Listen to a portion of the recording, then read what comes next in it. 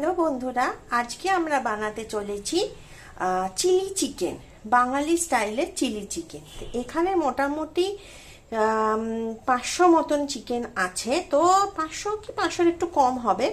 তো এই চিকেনটাকে আমরা কি করেছি, একটু ভিনিগার আর একটু নুন দিয়ে 1 ঘন্টা মতন ম্যারিনেট করে রেখেছিলাম। চিকেনটাকে নিয়ে ভালো করে ধুয়ে পরিষ্কার করে একটু ভিনিগার আর একটু নর্মাল সাদা যেটা নুন আমরা খাই নর্মালি তরকারি বা ভাতেতে, সেই নুনটা দিয়ে ম্যারিনেট করে রেখেছিলাম 1 ঘন্টা ধরে।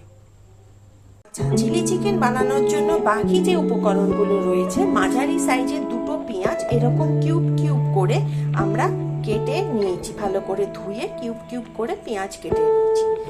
আচ্ছা, ক্যাপসিকামও আমরা খানিকটা কিউব কিউব করে কেটে নিয়েছি। আর এগুলো রয়েছে গ্রিন চিলিস, মানে কাঁচা লঙ্কা, এগুলোকে আমি নিয়েছি। এগুলো ভালো করে ধুয়ে ওটা ছাড়িয়ে স্লিট করে কেটে নেব। চিলি চিকেন বানানোর জন্য প্রথমে একটা কড়াই আমরা গ্যাসের ওপর বসাচ্ছি। এরপর এই কড়াইটা গরম হলে এর মধ্যে আমরা রিফাইন্ড অয়েল, মানে সাদা তেল বলতে যেটা বোঝায়, সেটা দেব।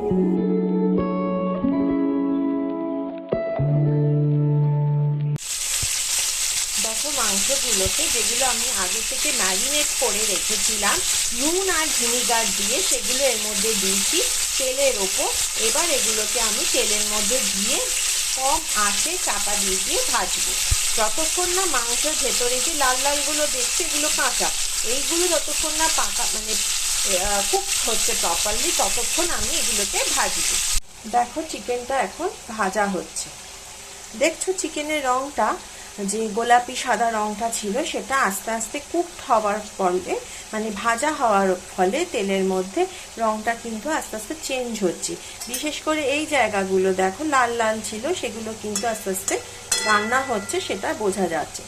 এখনো এগুলো গোলাপি আছে, এগুলো আরো একটু ভাজা হবে। এবার তুলে নেব। তোলার আগে গ্যাসটাকে জোর করে দিয়েছি। দেখো, চিকেনগুলো কুক হয়ে গেছে, এগুলো ছেড়ে যাচ্ছে। এবার চিকেনগুলো আমি সব কড়া থেকে তুলে নেব। চিকেন ভাজার যে তেলগুলো ছিল ওর মধ্যে পেঁয়াজগুলো দিয়ে এবার আমি ভাজছি।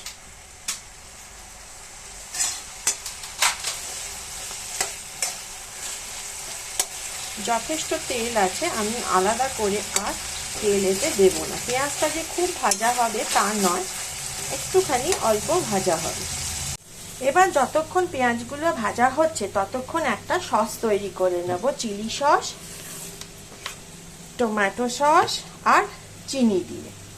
পেঁয়াজগুলো এবার যথেষ্ট ভাজা হয়ে গেছে, ওর মধ্যে এবার ক্যাপসিকাম যেগুলো আমি কেটে রেখেছিলাম সেগুলো দিয়ে দিলাম।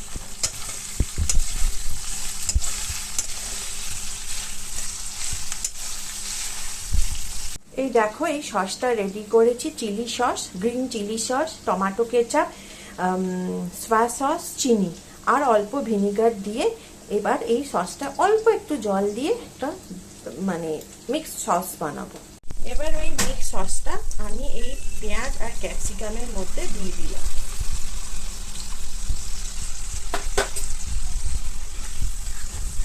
দিয়ে এটাকে আমি এবার ভালো করে কুক করছি।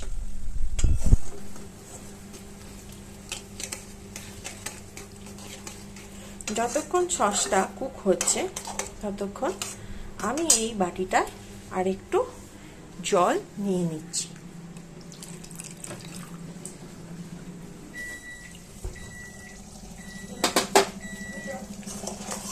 এই সসে আমি আর আলাদা করে, মানে সস বলতে চিলি চিকেনে আলাদা করে আমি আর নুন দিচ্ছি না, কারণ অলরেডি যে চিকেনটা আমার ভাজা হয়েছে, তোমাদের আগেই বলেছিলাম ভিনিগার আর নুন দিয়ে মাখিয়ে রাখা ছিল, তাই জন্য এতে আর নুন দেব না। আর যে কোনো সস মাখতেই তাতে নুন থাকে, তো সুতরাং এক্সট্রা নুন আমি আর দেব না। আমরা এমনিতে একটু নুনটা কম খাই, তোমরা যদি মনে করো আর একটু নুন দেবে তোমাদের স্বাদ অনুযায়ী, সেটা তোমরা টেস্ট করে সেই মতন অ্যাড করতে পারো। সসটা আমাদের বেশ ঘন হয়ে গেছিল, তাই জন্য এই বাটিতে যে সসটা আমি গুলেছিলাম সেটা আর একটু জল দিয়ে ধুয়ে এর মধ্যে দিয়ে দিচ্ছি। এটা ফুটে উঠলে আমি কাঁচা লঙ্কা স্লিট করে কাটা আর ভাজা চিকেনগুলো অ্যাড করে দেবো। এই দেখো কাঁচা লঙ্কা স্লিট করে কাটা আর এই ভাজা চিকেনগুলো আমি সসের মধ্যে দিয়ে দিয়েছি, দিয়ে এবার একটু রান্না করব। দেখো চিকেনগুলো আমি যে দিয়ে দিয়েছি সসের মধ্যে, এগুলো কিন্তু রান্না হয়ে গেছে। এবার যেটা আমি করব, এই চিকেনগুলোর মধ্যে একটু শুকনো কর্নফ্লাওয়ার অ্যাড করব, কারণ আমি এটা ড্রাই চিলি চিকেন বানাচ্ছি। এই দেখো শুকনো কর্নফ্লাওয়ার দিয়ে চিকেনগুলোকে আমি নেড়ে নিচ্ছি। দেখো চিকেনটা এবার রেডি হয়ে গেছে। এবার আমি সার্ভিং পটে ঢেলে সার্ভ করব।